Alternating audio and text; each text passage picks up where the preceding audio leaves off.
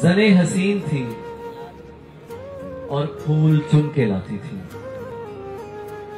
میں شعر کہتا تھا وہ داستاں سناتی تھی.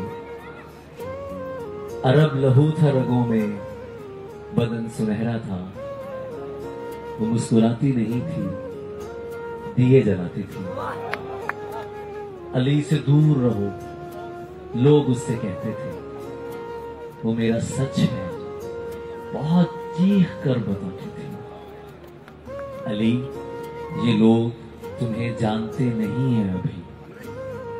گلے لگا کے میرا حوصلہ بڑھاتی تھی. یہ پھول دیکھ رہے ہو یہ اس کا لہجہ تھا.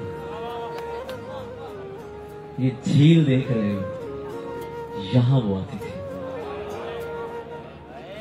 میں اس کے بعد کبھی ٹھیک سے نہیں جاگا.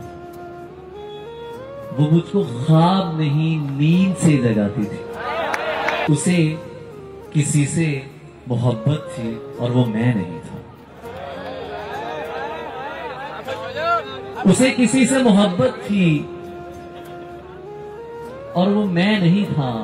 یہ بات مجھ سے زیادہ اسے رلاتی تھی. میں کچھ بتا نہیں سکتا وہ میری کیا تھی علی کہ اس کو دیکھ کے بس اپنی یاد آتی تھی.